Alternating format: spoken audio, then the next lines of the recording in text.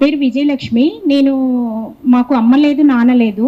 మేము 2013లో అప్లికేషన్ పెట్టుకున్నాను. గ్రామీణ పేదల సంఘం అనే ఒక పార్టీ నుంచి నేను అప్లికేషన్ పెట్టుకున్నాను. నాకు 2014లో ప్రొసీడింగ్ ఇచ్చారు సార్. నేను మళ్ళీ 2019లో వాళ్ళు కోర్టు నుంచి కొన్ని కాగితాలు కావాలి అది ఇదని చెప్పేసి కొన్ని రోజులు కోర్టు చుట్టూ తిరిగాక 2019లో మమ్మల్ని ల్యాండ్ మీదకి రమ్మని చెప్పారు సార్. ఆ రోజు మేము ల్యాండ్ మీదకి వచ్చినప్పుడు పెద్ద రాళ్ళు, గుట్టలు, చెట్లు అవన్నీ ఉంటే మేము అంతా శుభ్రం చేసుకొని ఆ రాళ్ళల్లోనే 4 స్తంభాలు, పట్టాలు వేసుకొని మేము అక్కడ స్టే చేసాం సార్.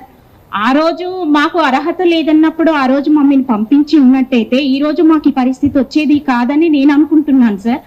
అయితే సార్, ఇది చిన్న విషయం అయితే కాదు సార్. నేను నా సొంతంగా సార్, నేను నా పిల్లల్ని, చిన్న పిల్లల్ని ఎమ్మటి పెట్టుకొని వచ్చి నేను ఖమ్మం జీవి మాల్లో పని చేసుకుంటూ నేను శ్రీరామ్ ఫైనాన్స్ అని ఇంకా మిగతా ఫైనాన్స్లో నేను ఫైనాన్స్ తీసుకొని ఒక 10 lakhs పెట్టి నేను ఇల్లు కట్టుకున్నాను సార్. నేను వెళ్ళి కూడా 6 నెలలు అవ్వలేదు సార్. నా ఇంట్లోకి నిర్దాక్షిణ్యంగా కూల్చేశాడు సార్. తెల్లవారుజామున అసలు అంత జనం వచ్చేసరికి ఏం చేయాలో కూడా మాకు అర్థం కాలేదు.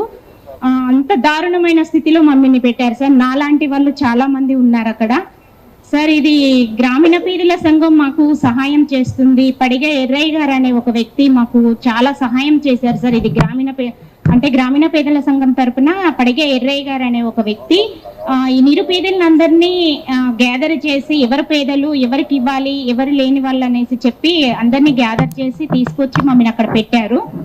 సో అది అంతా ఈ 8 సంవత్సరాల్లో జరిగిన తర్వాత ఇప్పుడు మీకు అర్హత లేదు, మీరు పేదోళ్ళు కాదు, మీరు ఉన్నోళ్ళు అంటే మేము పేదోళ్ళు కాదని వాళ్ళ అనడం కాదు సార్. దయచేసి వచ్చి ఎంక్వైరీ చేసుకొని మాకు నోటీసులు ఇచ్చి మీకు అర్హత లేదు అని ఒక మాట చెప్పుంటే మేము ఆ రోజే వెళ్ళిపోయే వాళ్ళము.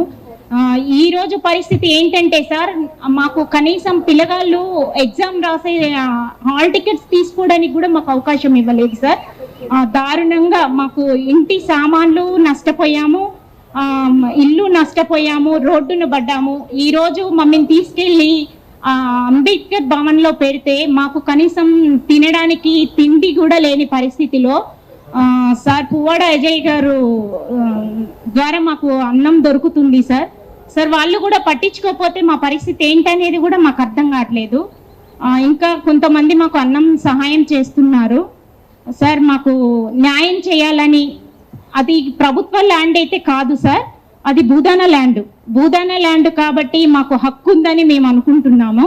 మాకు హక్కు ఉంది సార్. ఎందుకంటే అది వినోబాబా గారు మాకు నిరుపేదల కోసం ఇచ్చింది సార్. ఎన్నో నాకు తెలిసిన అది ఏంటంటే పాదయాత్ర చేసి సారు అది భూములు కలెక్షన్ చేసి నిరుపేదలకి దానం చేశారు అనేది అయితే నాకు కొంచెం అవగాహన ఉంది సార్. అది నిరుపేదలది. ఆ నిరుపేదల భూమిని ఈ రోజు మీకు అర్హత లేదు అని దౌర్జన్యంగా తీసేసుకోవడం అనేది అన్యాయం సార్. మాలాంటి పేదల పొట్టలేదు కొడితే గవర్నమెంట్ కూలిపోతుంది సార్, నాశనం అయిపోతుంది. నేనైతే చెప్తున్నాను.